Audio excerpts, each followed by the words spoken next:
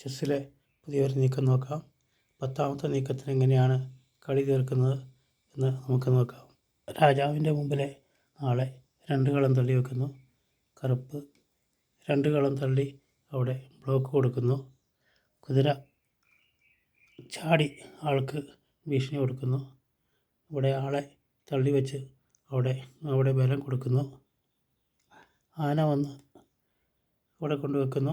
അവരുടെ ലക്ഷ്യം ഈ കളമാണ്.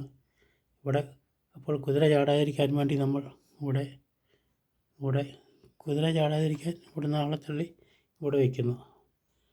അവിടെ വെച്ച് കഴിഞ്ഞപ്പോൾ അടുത്ത സെൻട്രൽ കളം പൊളിക്കുക എന്നുള്ള ലക്ഷ്യത്തോടു കൂടി 2 കളം തള്ളുന്നു. 2 കളം തള്ളുമ്പോൾ അതിനെ അവിടെ വെട്ടി വയ്ക്കുന്നു. 1 കളവും കൂടെ തള്ളി കൊടുക്കുന്ന അവിടെ അതിനെയും വെട്ടിയപ്പോൾ ആന അവിടെ വന്ന് ചെക്ക് കൊടുക്കുന്നു. ആന കരുവിനെ അവിടെ വെട്ടി ചെക്ക് കൊടുക്കുമ്പോൾ അവിടെ സപ്പോർട്ടൊന്നും ഇല്ലാത്തതുകൊണ്ട് അതിനെ വെട്ടുന്നു. അതിനെ വെട്ടുമ്പോൾ കുതിര ചാടി ഇവിടെ ചെക്ക് കൊടുക്കുന്നു. കുതിര ചാടി ചെക്ക് കൊടുക്കുമ്പോൾ ഈ ആളും കൊണ്ട് എടുക്കാൻ പറ്റില്ല. മന്ത്രി വന്ന് മന്ത്രിയെ എടുക്കും.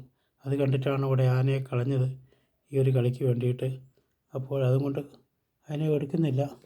പഴയ സ്ഥലത്തേക്ക് വീണ്ടും വരുമ്പോൾ മന്ത്രി ഇവിടെ വന്ന് ചെക്ക് കൊടുക്കുന്നു.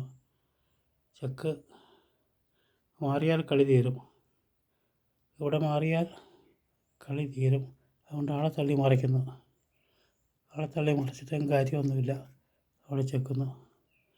ഇവിടെ മാറുന്നു. ഇവിടെ ചെക്കിന് കളി തീരുന്നു. അതാണ് 10ാമത്തെ നീക്കത്തിന് കളി തീരുന്നത്.